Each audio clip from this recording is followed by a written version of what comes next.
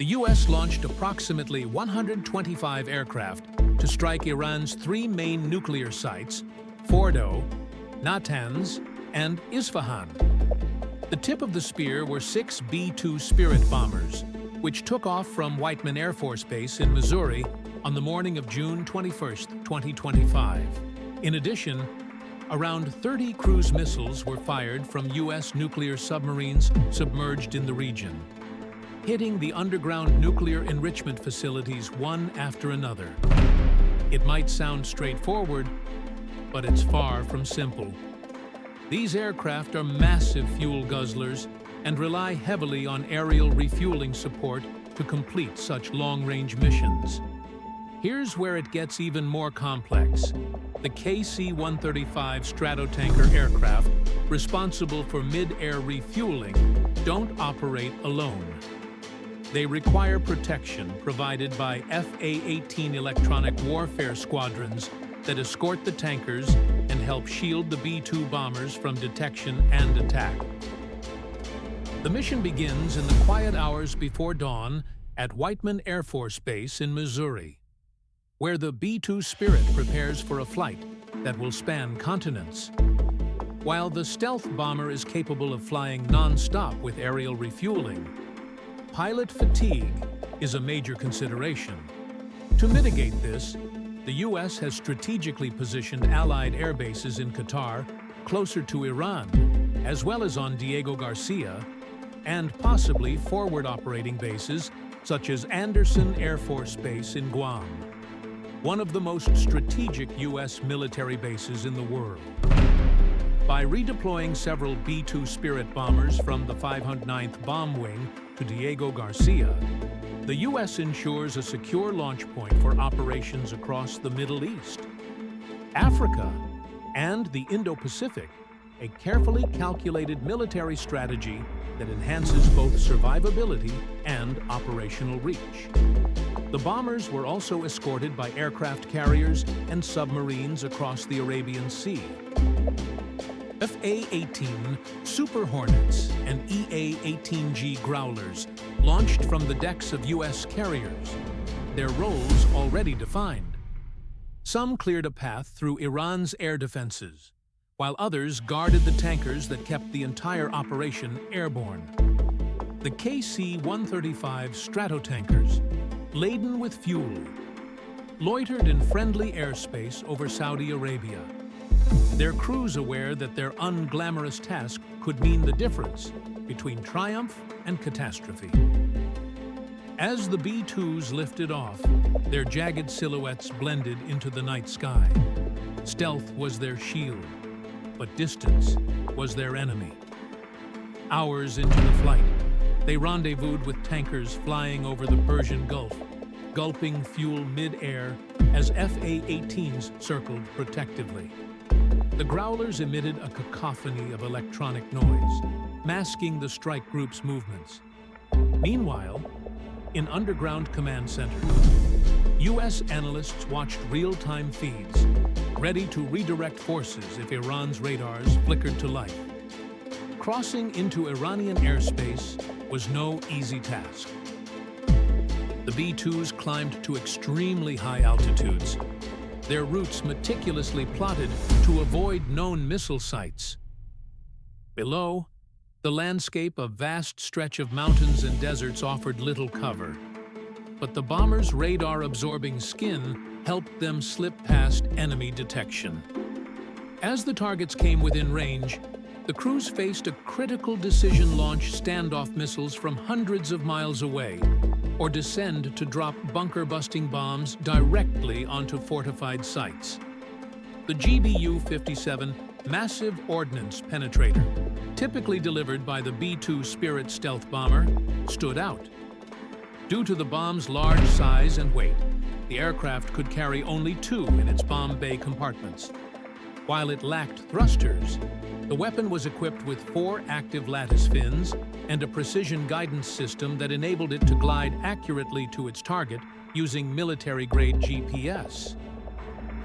Constructed from a specially designed high-performance steel alloy, it used its weight, falling under gravity, to to penetrate up to 200 feet of underground soil or concrete. Iran's air defenses remained a formidable threat. MiG-29s and aging F-14s might not be cutting edge, but they could still be dangerous if they intercepted a B-2 stealth bomber. The stealth bombers had virtually no dogfighting capability, and Iranian ground controllers, struggling to cut through the electronic jamming, vectored their fighters toward the incoming bombers. The U.S. military had its countermeasures. EA-18G Growlers flooded Iranian frequencies with static to disrupt communications and targeting systems. Confusion spread, making it harder for enemy pilots to coordinate. If Iranian fighter jets got close, the FA-18s were waiting. Guided by airborne warning and control system, AWACS aircraft orbiting safely offshore, they engaged with long-range missiles, forcing Iranian pilots to either break off or face certain destruction. The B-2s raced westward to avoid Iran's air defense systems. Behind them, the sky churned with chaos. SAM sites, reactivated in desperation, unleashed salvos that spiraled harmlessly into empty air, duped by decoys. Growlers continued their electronic siege, while reserve FA-18s surged forward to reinforce the retreat. Over Iraq, the bombers met tankers again, gulping fuel as F-22 Raptors joined the Escort, their sensors scanning for threats the Iranians might muster. The GBU-57 deployment followed a precise process.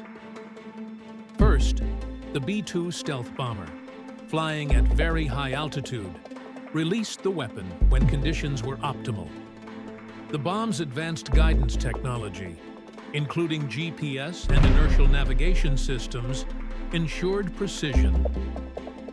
The guidance data was transmitted to the bomb's 4 lattice fins at the rear, which moved in real time to correct its course as it descended under gravity.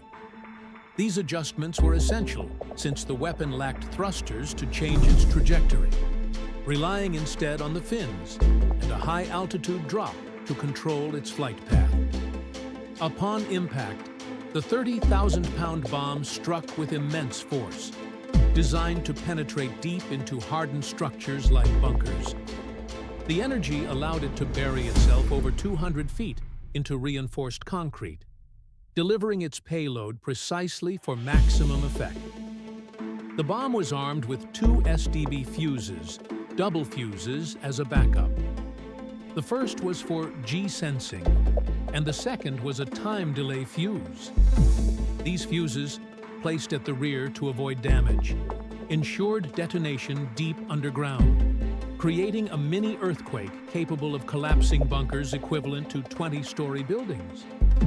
Israel had been bombarding Iran's nuclear sites since June 13, 2025, but failed to penetrate them. These nuclear facilities were buried under layers of reinforced concrete and soil, designed to withstand most conventional attacks. Israel's bunker-buster bombs only destroyed ventilation shafts, unable to fully penetrate Iran's most fortified underground sites. The aim was to chip away at the defenses layer by layer. The B-2 Spirit flew close to the target, opened its bomb bay door, and dropped the 30,000-pound bunker-buster weapon without interference from Iran's air defense systems, achieving deeper penetration. The outcome might have been decisive, possibly damaging or destroying the underground uranium enrichment facilities in one go. The U.S.'s primary goal was to cripple Iran's nuclear program by hitting its most critical enrichment sites, Fordow, Natanz, and Isfahan. Natanz, for example, includes 6 above-ground buildings and 3 underground structures, 2 of which could hold 50,000 centrifuges, according to the Nuclear Threat Initiative. U.S. Navy submarines launched 30 cruise missiles targeting these nuclear facilities, which didn't require deep penetration. When ready to launch, the submarine opened its hatch, breaking the protective seal. High-pressure air ejected the cruise missile, and as the missile's tip broke the water's surface, rocket boosters fired, propelling it into its path. The boosters fell off once the missile was airborne, and the main engine engaged, automatically opening its wings. The cruise missiles caused damage beyond the surface, knocking out power on the lower levels where centrifuges were housed. The above-ground section of the pilot fuel enrichment plant was also destroyed. Fordo, unlike Natanz, was located deep underground and protected by extensive fortifications. Israel targeted it with advanced bunker-busting munitions, but the results were far less conclusive, as their bombs struggled to break through the dense shielding. The U.S. dropped around 12 GBU-57s on these sites, capable of punching through 200 feet of reinforced concrete equivalent to a 20-story building. This heavy-duty compact design enabled it to destroy Fordo's nuclear enrichment facility, achieving the deep penetration required.